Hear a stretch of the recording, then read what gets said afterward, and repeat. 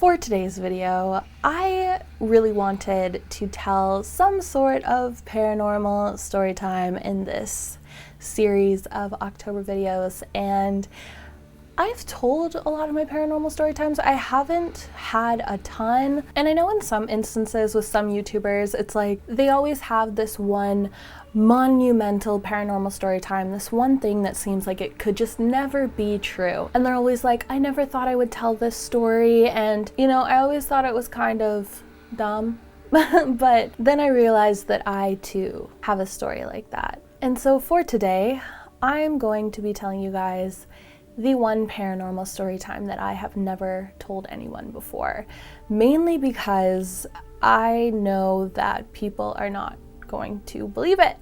It, first of all, is just very out of character. The circumstances that take place within this story, it just does not seem like something that I would do, and to this day I don't know why I got myself into that situation in the first place. So I realize that I'm coming on here with by my standards, by the standards of which I've told all of my other paranormal story times, this one is definitely a lot more out of left field than all of the other ones. So I'm telling you guys right now that I'm not making this story up, and if you don't want to believe me, that's fine. No hard feelings. And I mean, it's really not that bad. I feel like I'm like hyping it up more than it really actually is, but I'll let you guys be the judge of that. And without further ado, let's get into this paranormal story time. So just for a little bit of background, I grew up in a very small town. Like some of you may know, we had about 250 people living in the entire town.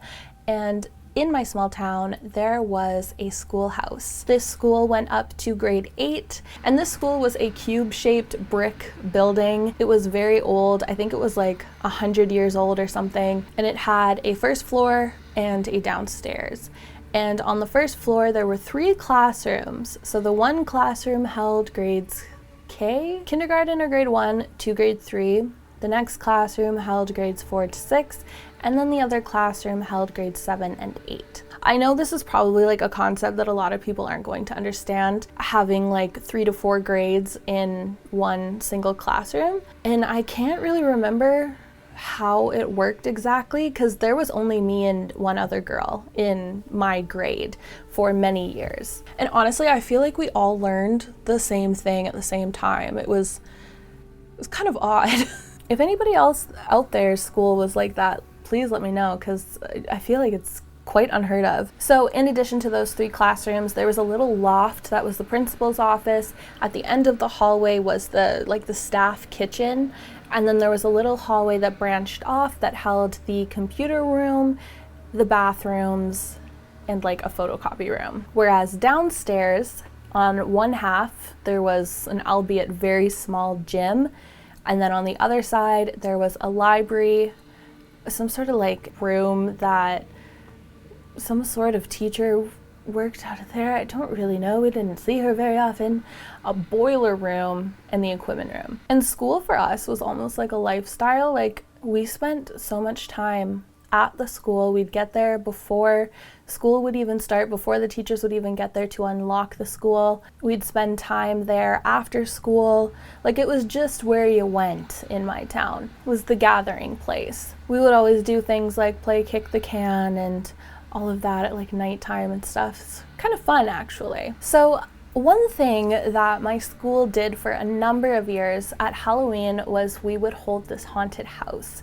And it was typically the grade 7 and 8 classroom would kind of organize it along with the teachers, and they would put on this entire haunted house in the basement of the school. Like the gym would be all done up and there'd be different activities going on. It was actually really, really scary for us like little kids. Some stuff would take place in this boiler room.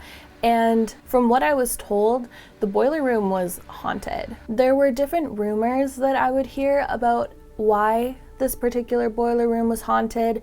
One of them included a guy who'd gotten hanged in there. There was stuff about kids that had got like trapped in there, and it was a scary looking room. So it was around Halloween. And one thing that I will mention is that there was an escape door what do you call those? An emergency exit door from the basement that would go up this long flight of stairs to where the door would be, and it would come out at the back of the school. So I think during recess one day, I was down in the basement, and I don't know what I was doing down there. We pretty much had like free reign of the school when it was recess, so I think I was down there by myself. And I, for some reason, got this brilliant idea that I should come back to the school after everyone's gone, after it's all locked up, and I should just chill. Why I wanted to do that, I don't know. And I'm not condoning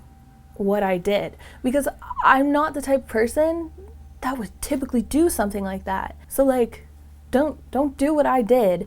But I decided to put a pencil in the door of that emergency exit in the basement so that it would look like it was closed, because it was one of those like big industrial type of doors.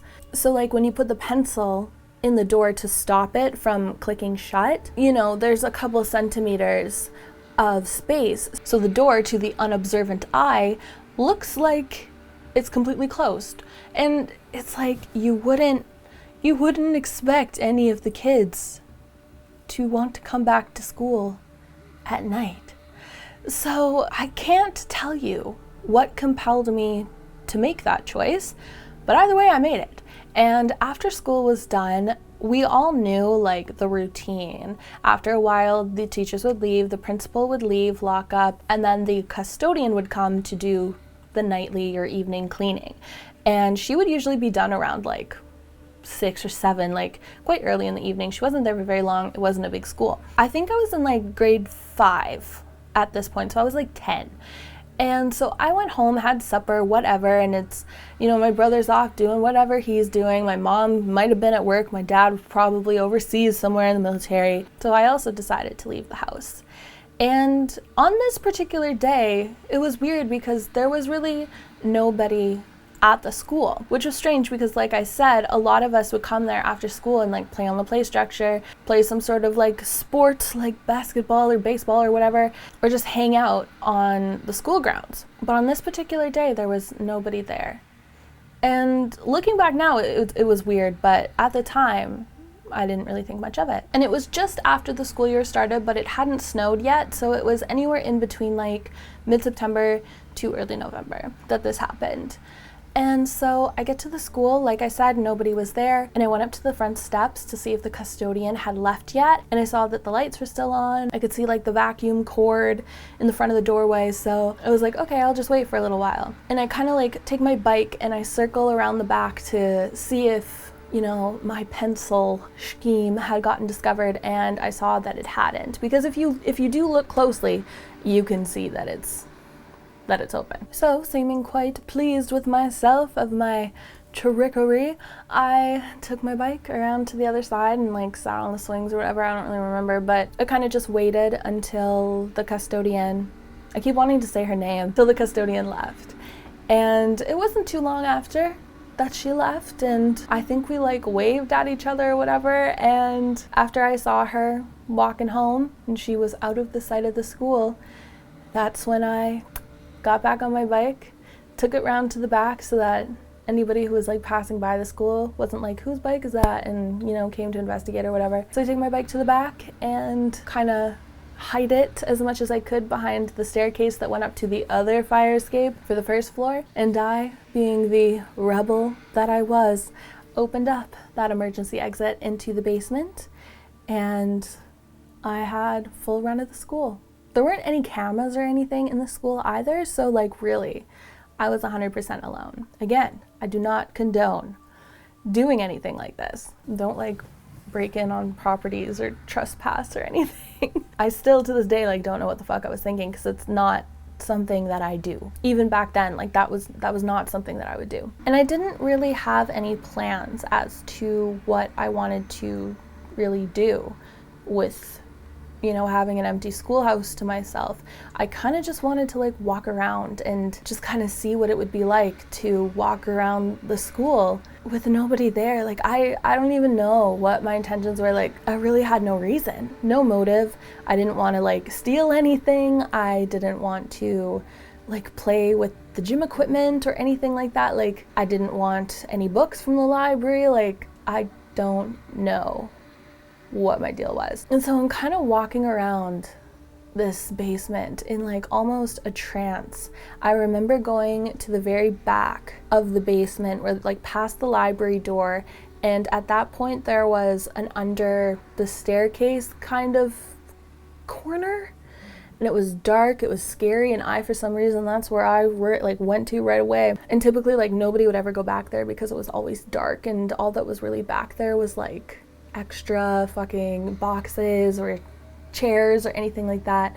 And so I went back there, I didn't see anything. I turn around and I like walk over and I go look in the gym, and everything's like completely dark. The only kind of light that I have is from the emergency exit sign at the top of the stairs and the like fading light coming in from the front doors that was kind of coming down to the basement. So it wasn't super illuminated, but it was still enough that I could see. But looking into the gym, where there was no windows, or looking into any of the rooms downstairs where there were no windows, it was very dark. So after looking in the gym, I went to like the equipment room. I tried getting into the boiler room, but it was locked. Like I don't think they let kids go in that room. I think it was only like unlocked for the Halloween haunted house thing with like the supervision of teachers, because you know, like supposedly haunted or not, it's a dangerous room for kids to be in. So I never went in there. And so I was done with the basement at this point, and I decided to go mosey on up the stairs and go look around the first floor. And at this time, the sun was going down ever more quickly, and I was like, okay, like I only have so much more time to stay in here before I should go, because I don't want to be stuck in the dark. And it's almost like as I was in there, I was being pulled somewhere.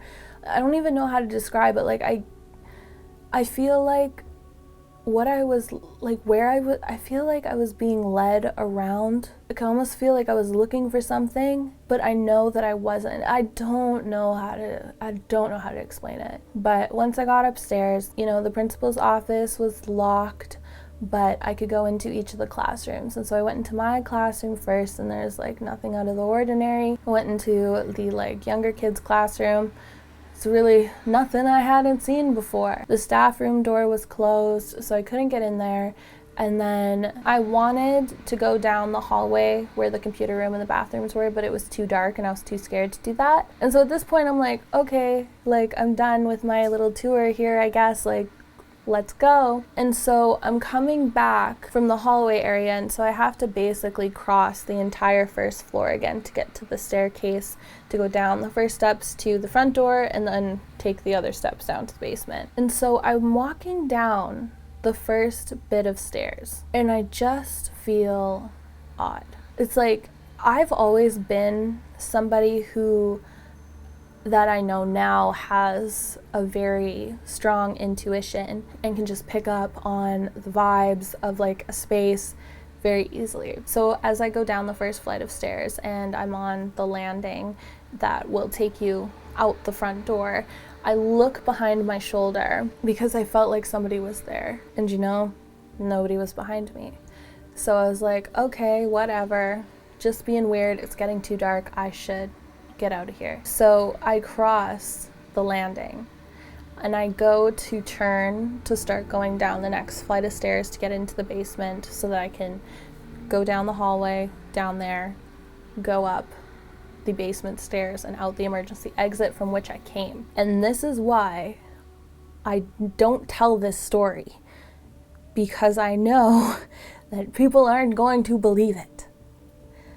But I felt the feeling again that I was being watched as I started my way down the second flight of stairs. And so I look back again, and that's when I see what looks like a woman in a dress with like long-ish brown hair, like it was maybe like here, wavy. The dress was like a beigey white, and it's like, it wasn't transparent per se, but there was like something to its form that I knew that it wasn't a person standing there. And I just stop for a second, and I'm staring at this figure that's at the top of the stairs, and she's just staring back at me.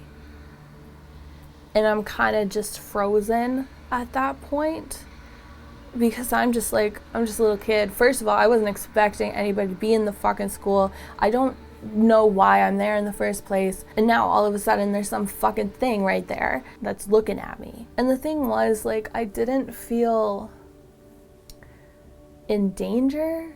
Like, I don't feel like it was evil, but I felt like it was a neutral presence. Like, I can't really remember the expression on her face, but it was like, it wasn't angry, but I remember it was like calm, I guess, like just kind of a neutral expression. And I was just like frozen there for like a good solid 10 seconds. And that's when she starts moving down the stairs, and that's when I fucking book it out of there. Like, I hadn't seen too many like horror movies or anything at that age. Like, if I had, it had been like, you know, kid movies about like ghosts and stuff. So it's like, I don't know what the fuck that was, but I run down the stairs, I run down the hallway, I run up the stairs,